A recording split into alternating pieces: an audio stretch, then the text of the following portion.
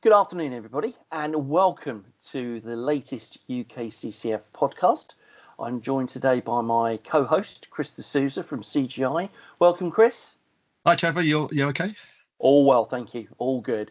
Right. And our guest today is Jeanette Hunter from Jabra. She's a contact centre specialist. Jeanette, welcome. Thank you, Trevor, and thanks for having us. How are you today? All good here, thank you. So let's get the show on the road, and we've got a series of questions for Jeanette, which hopefully are going to give a bit of insight into the industry, how Jabra are seeing the industry at the moment, one of the largest suppliers of headsets in the marketplace.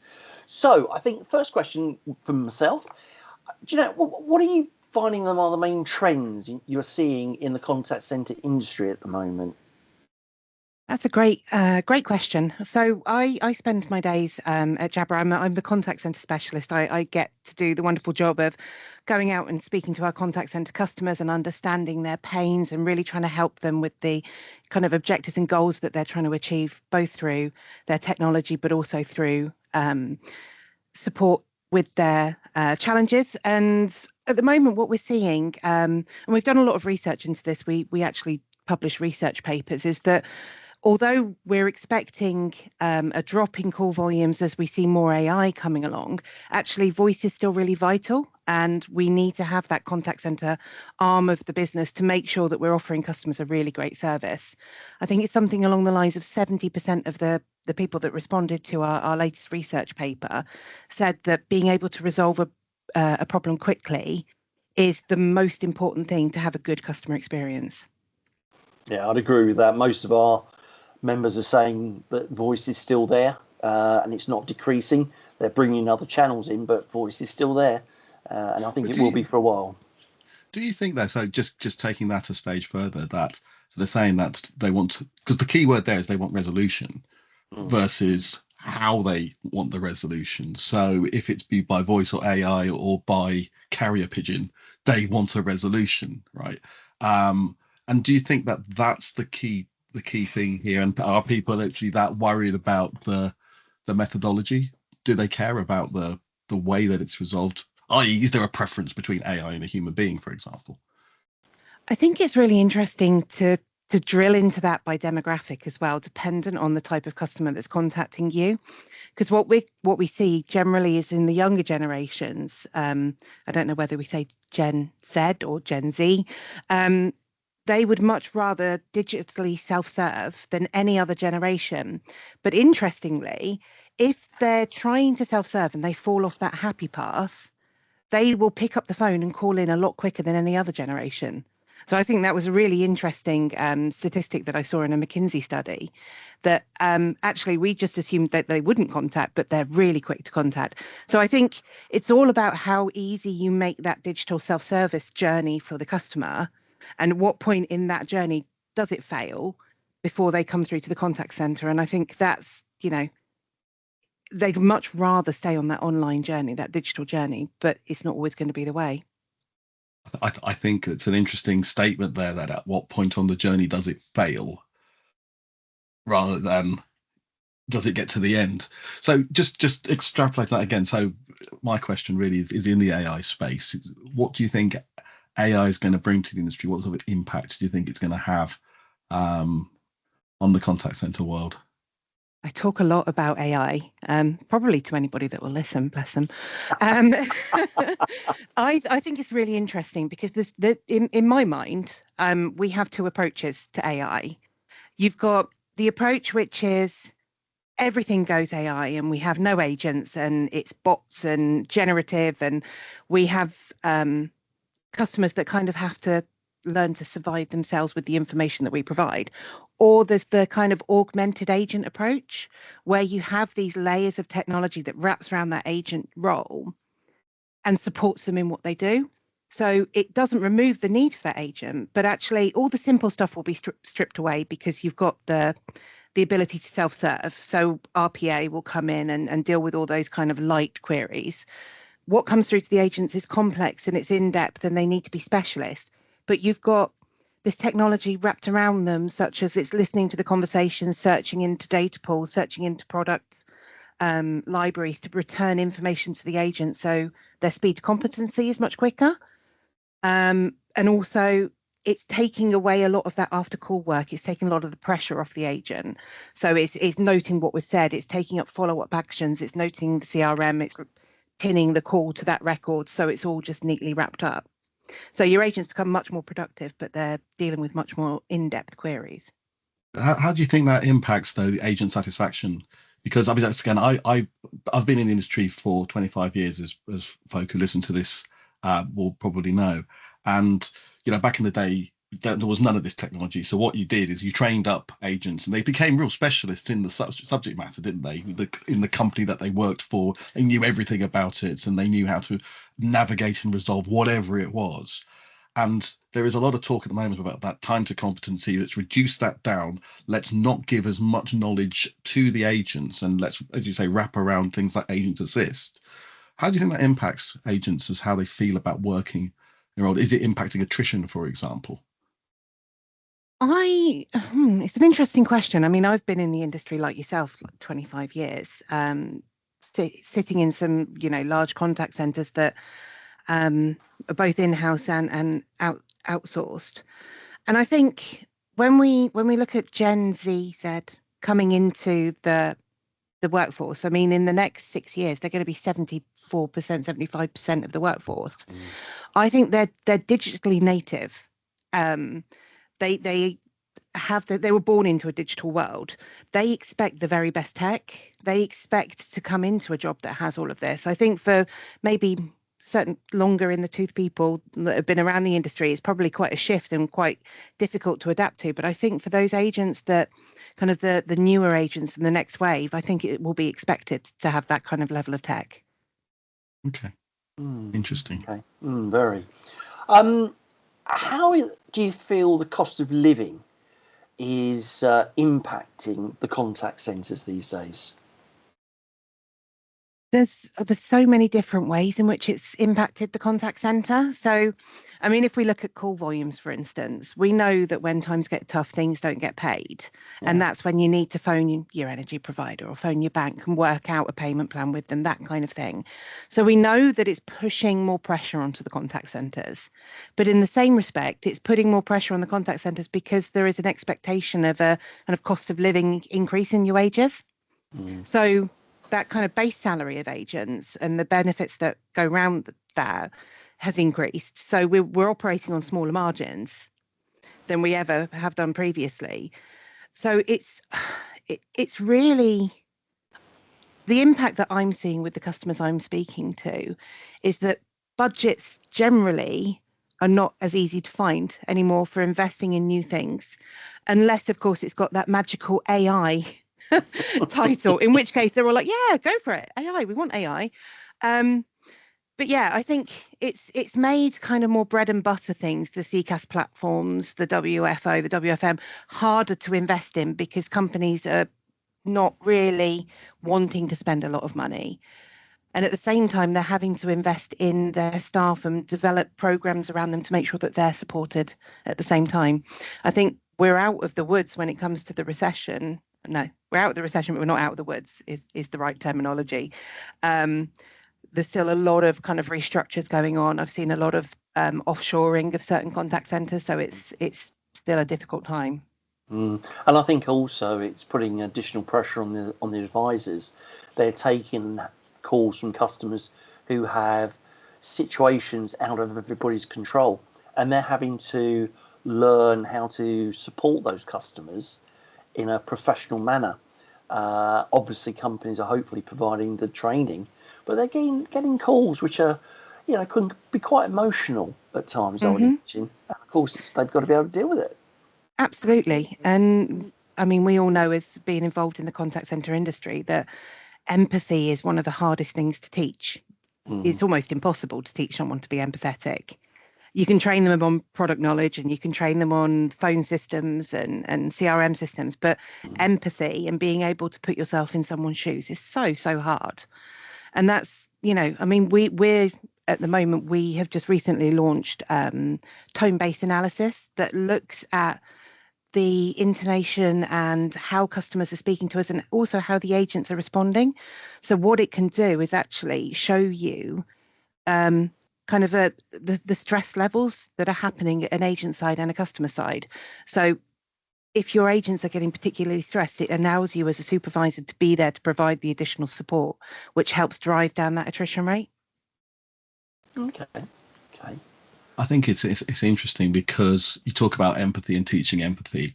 And one of the things that you touched on it earlier, and what a lot of people suggest is that the younger generation, they don't have the same social interactions that you or I used to have. We go and talk to people and sort of interact. There's certain social skills.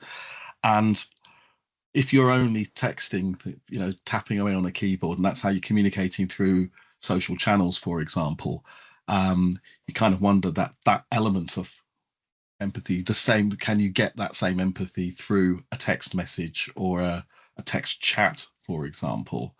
I think that contributes to people's decisions as well, to wanting to be in the contact center environment.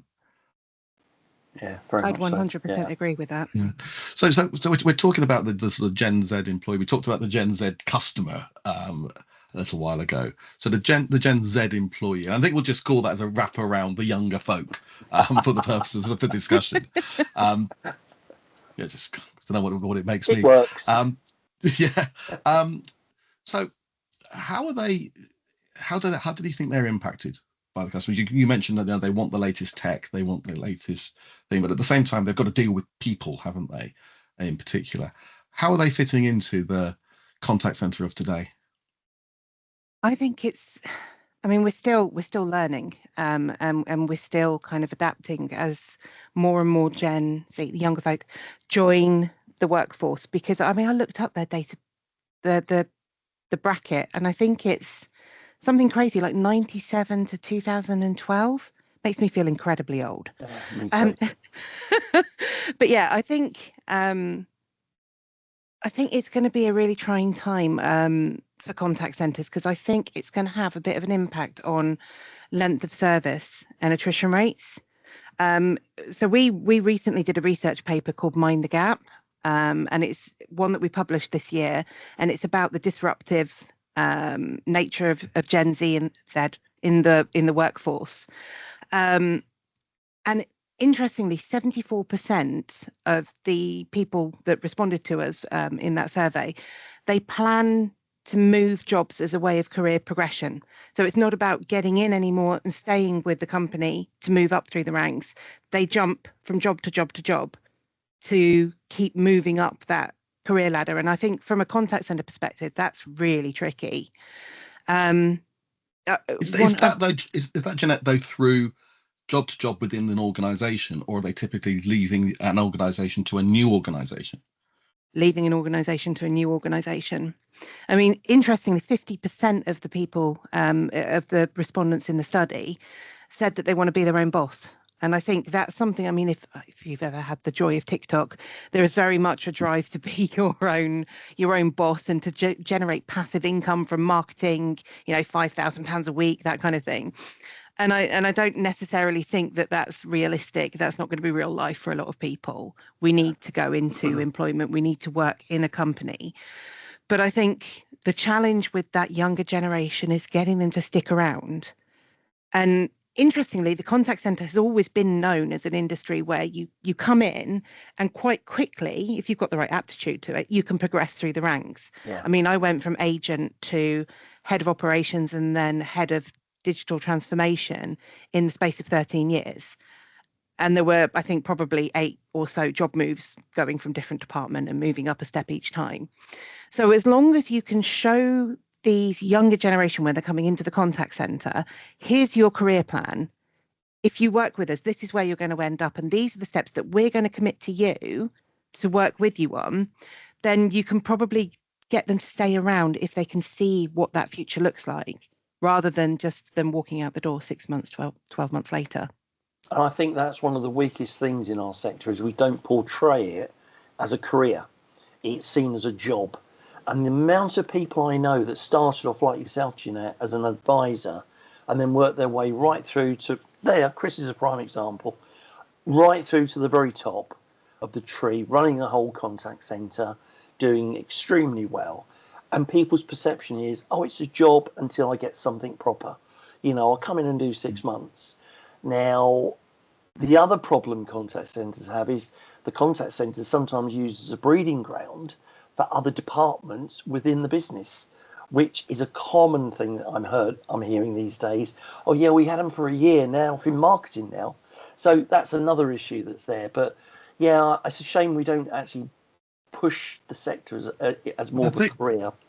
But I think, Trevor, also part of this becomes of what we're prepared to accept as an industry and as leaders within the industry. Because when I started this, and I'm sure you will have remembered this, Jeanette, that if someone turned around and said I had 100% attrition, people would congratulate you 25 years ago. They go, yeah, that's all right, because it was an expected thing. People were running 200, 300% attrition rates in the contact center space, many years ago. So 100% was seen as that's you're doing pretty good.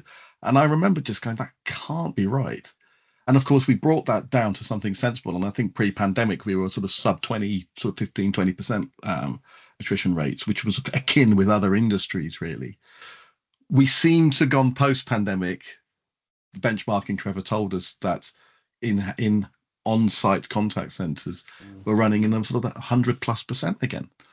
And got to get our heads around what's caused that and why just having that break of the pandemic suddenly has just had this sort of jolt into our industry such as it has. I think that could also be linked to this younger generation as well. So there was 4 key characteristics that came for that generation. And one of those is they value very much autonomy and flexibility, which are not 2 words that tend to go hand in hand with the idea of being a contact center agent, because you're scripted, you're in the office. So it's about finding a way to balance the contact center requirements around, your DCI PSS compliance or your regulatory compliance, and the ability to have that autonomy and that flexibility. And I think that's going to be a very difficult balancing act. Okay, so next question. What do you think is currently the biggest challenge in our sector, in our space at the moment? There are so many at the moment going on. I mean, we've just talked a lot about attrition and how that's being impacted by the kind of the next wave of advisors. But one of the biggest challenges, and I touched on it earlier, is the lack of budgets right now.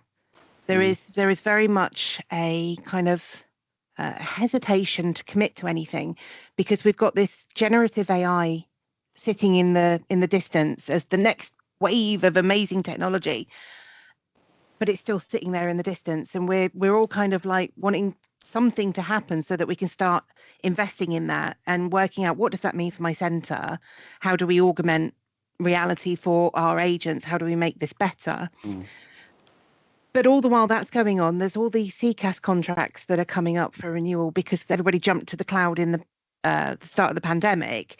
But businesses are like, oh, it's not really broken. I know it's not really doing what we needed to do, but just keep limping it on, because we're saving up because we're going to invest in AI. But that AI is just perpetually on the horizon. Yeah. And I think if we're not careful, we're going to end up almost, I don't want to say kneecapping because that sounds like the wrong term, but not investing correctly in the technology right now to make sure that we're getting operational efficiencies and making sure that we're generating additional revenue streams in the contact center, because we're waiting for something that's just on that horizon.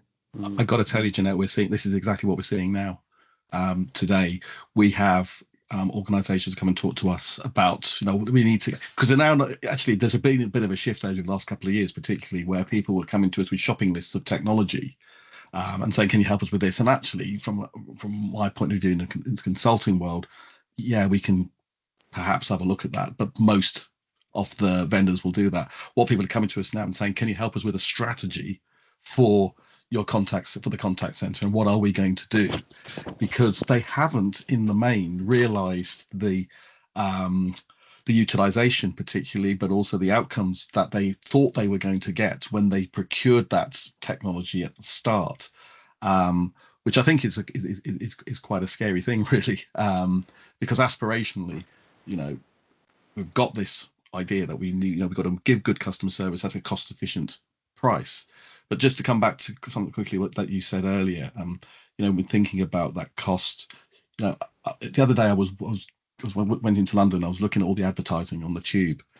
Companies are spending so much money procuring customers or trying to attract customers into their businesses, yet they seem to be quite happy to let them fall out through churn at the other end.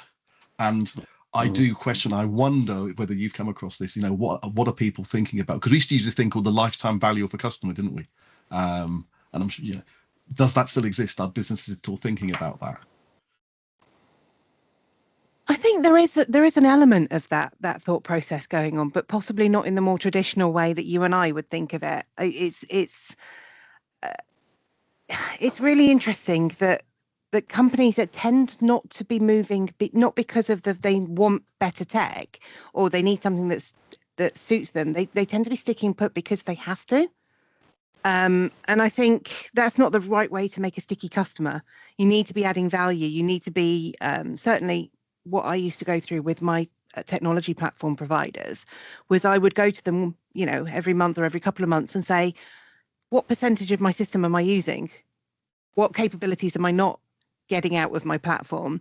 This is my wish list of stuff that I wish I could do. How much of that can I do with my existing platform? So I knew exactly what the capability was if I just had the time and the ability to look into it, because that was always we'll get round to it, but then no one ever does.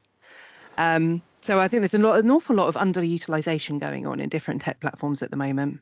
Yeah, there is. And I'll give you a prime example. We've had a number of companies contact us who are saying, look, we've got a technology platform and it can offer that much, but we're only using that much. But they're paying for everything. And they're saying, well, what else can they do? I mean, one prime example, one provider had a WFM solution built in. They didn't even know it was there, and yet they were doing everything on Excel spreadsheets when they could have got rid of the Excel spreadsheets and utilised more of their platform. But they didn't know it had that capability. They hadn't been told. So how many scenarios like that are out there at the moment? An awful lot. I think the industry's, our assessment of it, I think you would concur, Trevor, that organisations, and they're buying this stuff, are utilising about 20% of what they get.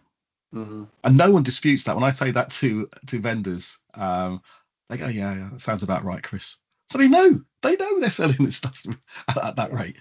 But do you not think that vendors could be more proactive in that scenario to generate value for that customer and keep them on board by having a communication with the customer to say, you're only using this much. Look how much more we could do for you. I think it's fascinating because there's all this world, like untapped potential that we should be digging into. I think it's difficult for the vendors, and I'm going to be slightly sort of circumspect, I suppose, in the way I approach this question, this topic, because we've got a lot of vendor friends, and the vendors support us in what we do as well. But they're in a difficult position, right? Because, say, a lot of organizations aren't really taking the time, or historically not taking the time, to really map out what they actually need and be able to give a specification of an outcome. So really, I mean, I've seen vendors where they've received an RFP, which, as I said earlier, is a shopping list of stuff that must be in there, which all vendors really will do virtually everything. So they go and get, here we go. Yeah, and the RFP process doesn't allow that communication to say, why do you want this? What are you going to do with it, etc. So you then have this closed thing with, we can deliver that shopping list. So you've got it. They get it. They get the shopping home. They go, what am I going to do with all this stuff now? And I think that's part of the issue, And I fully agree. I mean, coming from being responsible for that kind of tech and rolling that out in the contact center, it often comes down to the bandwidth of the team that you've got rolling it out as well. So how much time they spend fully interrogating the requirements from the different departments, and how much time they spend rolling that out and really kind of training the different elements out in the operational environment. So there's so many places it can kind of not fall apart, but not really be used to its full effect. Yeah, I agree. Should we get back to the questions, Trevor? Sorry. We've okay. So the next one for mine is again, we've touched on attrition a few times. What do you think should be done? How can we reduce it?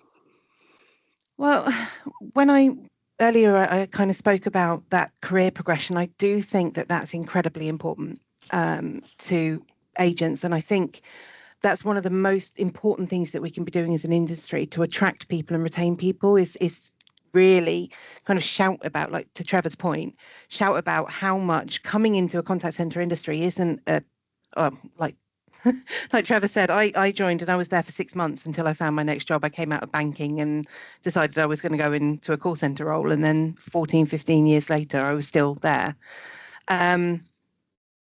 It can be, for those that want it to be, it can be a brilliant career progression. It can be a wonderful way to move up within different roles and to really make an impression. Another thing with regard to these younger generations, because they're so digitally native, is to make sure that you've got the technology that they will generally think is like a requirement. So making sure that everything works in the way that it should, and making sure that their life is as easy as possible. Because we know talking to customers on the phone is a really difficult thing to do, especially in the economic climate at the moment. So making sure that they've got the technology that will support them and make them feel kind of valued in their role is really important. I'm going to be slightly controversial here just for a second, because you have obviously agents working from home now. So the contact center in my day was very much a buzz. It was a social place. It was, alive. It almost had an electric atmosphere to it. If you're just commuting down the stairs into the kitchen and you've set your laptop up and you're on a headset all day, how much do you think that's part of the problem, that they're not getting that element of the contact center that we used to enjoy? I would definitely agree. I've never known anywhere like it for the levels of, for want of being unprofessional, banter. It's a fantastic environment, and I do miss it. It's just so very unique. And I think you've got to have a special kind of discipline to be someone that works from home all day long. Home working agents, one of the things that worries me the most when you've got contact center agents that are geographically dispersed is the ability not to see when the stress points are happening. So if they deal with a customer who comes in hot, they're really angry for whatever reason, in the contact center environment as a supervisor, you'd hear that agent pick up their tone, pick up their pace. You would start to understand that actually there was a problem going on there. They may be waving at you, I've got a really nasty customer. And then when that call ends, you're there to help them deal with the aftermath of that, whether they're, emotionally stoic and they just get through it, or whether they, are quite young and they fall apart. You need to take them away to have a cup of coffee and just debrief what happened, what went wrong, where could we have supported that differently, what are the next steps, how can I support you in this? And you just get that chance to decompress and then support them. And that's really, really important. If they're at home and that call happens and they no one knows, they hang up the phone rings, they pick up the next call, and that just continues in a loop, and they start to really hate what they're doing. And they start to struggle with the idea of just picking up that phone day in, day out. And I think that support element is really, really important. And again, I'm just going to loop this very quickly back to the software that we have released, the Engage AI. You can set your system to alert supervisors when those trigger points happen. So if your agents start to sound stressed, you'll get an alert to say Agent A is in trouble, and then you can be there virtually to provide that extra support. Yeah, yeah. I think also one of the things we should start doing is changing the terminology we use when we're looking to recruit people into the sector, because I see so many opportunities posted on LinkedIn and all the websites, and it's job opportunity. It should be career opportunity. Stick it in their mind from day one. There's a career here, and then somewhere in the JD there should be something saying career opportunity, and this is how we're going to offer that. You start here. With here, you'll be like an advisor. From here, senior advisor. From here to here. But tell them in the JD, in the job spec, what the opportunities are. Tell them, there is an opportunity to progress. Tell them up front. So that's just one thing I keep Trevor, going on about. I've just invented something on the hoof. What's that? Contact. So we just talked about CCAS, contact center as a service. How about contact center as a career? Yes. There we go. We'll get the You right here sign first. on that. Yeah. Okay. Well, look. I've got the $64,000 question here, Jeanette. Do you think we'll ever be in a situation where AI will replace contact center advisors or contact center workers? That's got you That's going. an interesting one, isn't it? At the moment, I know of a singular contact centre that has got rid of all of their agents, and now you can only contact their customer service via chatbots. Really? That's brave. It's very brave. Is it brave or foolish? I don't know which one it is at the moment. I would suggest it as a cautionary tale, potentially. If you have a look at the dissatisfied reviews on, and we all get dissatisfied reviews, right? There's you can't make everybody happy all of the time. But if you get repeated reviews saying that you can't get through to anybody, or the customer service is terrible, and I'm only being dealt with by bots and they only seem to have 5 lines of response, it gets very tricky to be able to continue to attract new customers into the brand, because, reviews are public. There's not a lot you can do about that. I think at the moment, if you decide that, no, not going to have any contact center agents, we will just let generative bots deal with it all, then I think you potentially do that at the detriment of your customer service. And if you're in a strong enough position as a brand to say, well, that's fine, we'll take that on the chin if we lose 5% of our customer base, then that's a good position to be in. But I don't think as a brand it would be something that I would ever do. I think it's too important to balance operational efficiency and customer experience. And I don't think necessarily full AI is ready yet to offer a great customer experience. Okay, thank you. I think you've got to make your service work as well, doesn't it? So people are calling a contact center for a reason, because they've got an issue with the product or the service that they are receiving. So if you don't want people to call you, make your service work or make your product work, then people have got no need to call you. Mm-hmm. I think that's a simplistic view, I know, but absolutely. What was the quote from one of the big senior guys at Amazon? He said, "If a customer has to phone us, we failed. We've done something wrong. We should get it right first time. They shouldn't really have to phone us, because it means the package hasn't been delivered, it's been delivered late, or it's been delivered damaged. If they're not phoning us, we're doing our job right." There needs to be an effective self-service route, and unfortunately most will have some flaw in it, which is why we generate those calls into the contact center. And it's very, very hard, I know from experience, to keep customers on that happy path. So there's many things to consider, but I think what the future, and certainly the immediate future, if not the longer term, is where can you augment that agent experience, and where can you make just everything a bit better, a bit more effective? Where can we save time on our AHT? Where can we push more out the systems that we've got, rather than that full AI approach? Okay. I agree. It's not ready. I agree that we've got a ways to go before we should even be thinking about AI replacing agents. That's the future. Indeed. We'll see how it plays out, and I think it's really interesting as it plays out. The only thing that can kind of, well, it's not concerning, but just making sure that we're still looking after the core tech while we're waiting for that next wave, because we do still need to invest in our people, in our systems, to make sure that everything works well. Okay, great. Okay, well, I think on that note, that brings today's podcast to an end. I'd just like to thank my co-host, Chris D'Souza. Thank you, Chris. Yeah, thank you. I just wanted to say, Jeanette, I really enjoy using the Jabra products over the last few years in the contact centre of work. And I'm sure we can put a link, Trevor, in the description to where people can go and have a look at the products that Jabra provide for contact centres. And above all, Jeanette, thank you so much for your time and your insight. I really learned something today, which is fantastic. So thank you so much. I hope you've enjoyed it, and hopefully we'll get you back on for another podcast at a later date. Wonderful. Thank you so much. Thank you.